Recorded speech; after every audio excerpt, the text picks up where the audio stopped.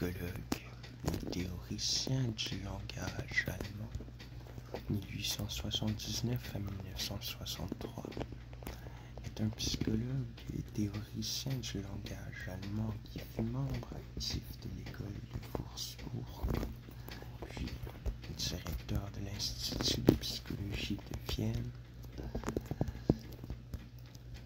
né en Mecklenburg, Grand-Duché de Bade, mort à Los Angeles aux États-Unis, nationalité allemande, conjoint Charlotte Bühler, formation médecine, titre professeur, profession psychologue, professeur d'université, psychiatre,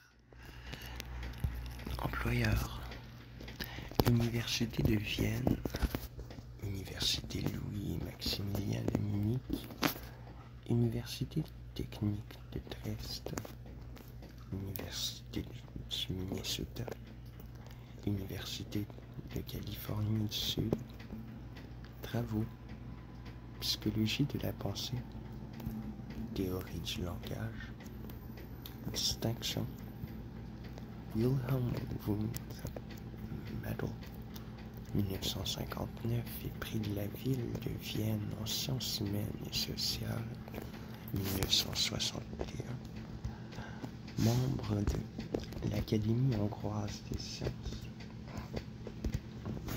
Alors, il vient d'une petite ville aux environs de Heidelberg.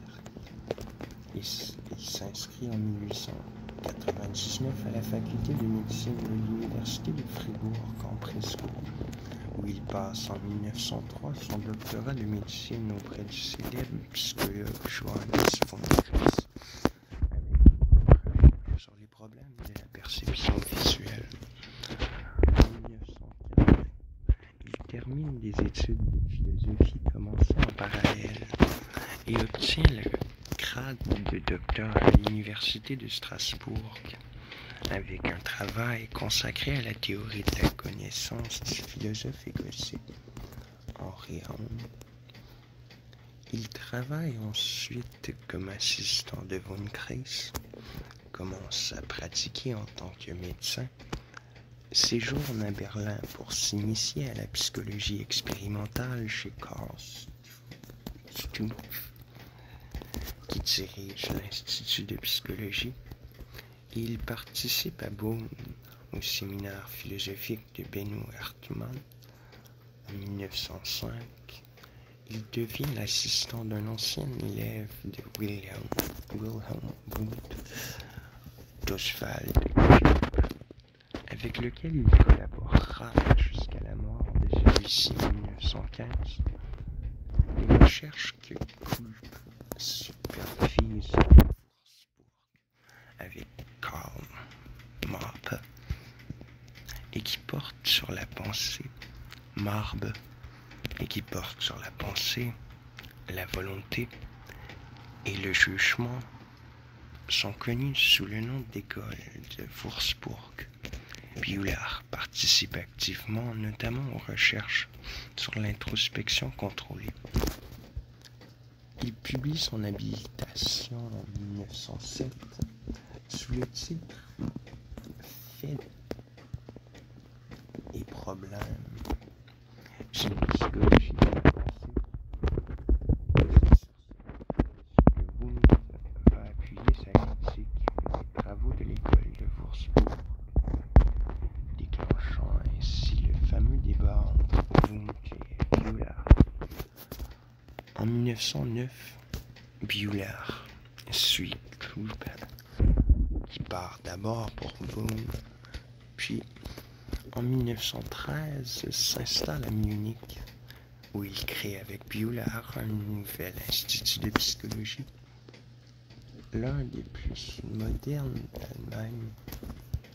Dès 1914, Bühler participe à la Première Guerre mondiale comme médecin militaire.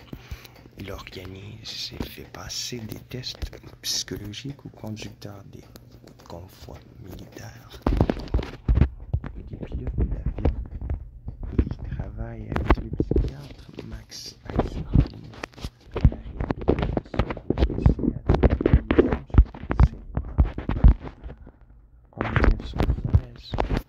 Bullard épouse Charlotte Manacher, qui est brillante psychologue, qui soutiendra en 1918 à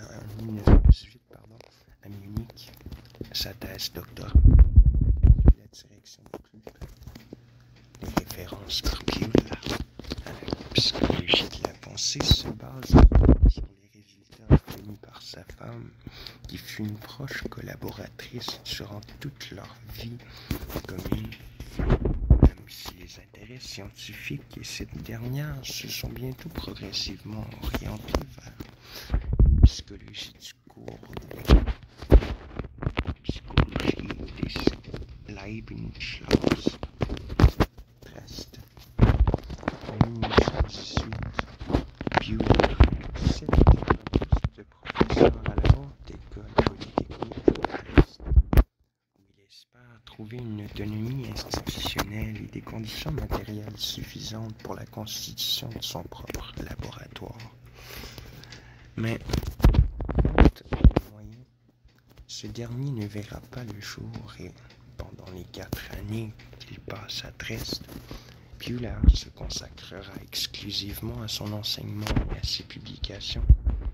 Depuis 1907, à la suite de la réponse favorable d'Alexius Meinong, élève de Franz Brentano, fondateur de l'école de psychologie de Graz, et connu aussi comme philosophe pour ses fondements d'une théorie de l'objet, une correspondance s'établit entre eux, où les concepts d'objet, de sens et de représentation, chers à Bullard, tiennent déjà une place importante. Vienne. En 1922, Bullard est nommé professeur de philosophie, de psychologie et de pédagogie expérimentale à Vienne. C'est là que va se dérouler la période la plus riche de sa carrière. En effet, la réforme scolaire du social-démocrate Otto Loyer lui est bénéfique, dans la mesure où Bullard se voit doté d'un institut expérimental de psychologie le ministère de l'Éducation de Vienne, fortement souhaité déjà par Franz Brentano dans ses vœux d'adieu à la ville en 1895. C'est le premier institut de psychologie créé à Vienne. 3 équipes se penchent sur 3 domaines de recherche: psychologie expérimentale, psychologie de l'enfance et de l'adolescence, psychologie économique.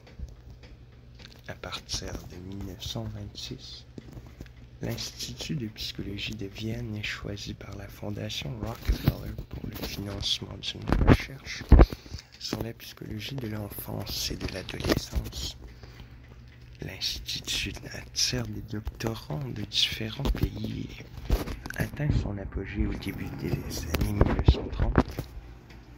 À l'Institut pédagogique de Vienne, Bullard rencontre un étudiant qui deviendra l'une des figures majeures de la philosophie du XXe siècle, Karl Popper.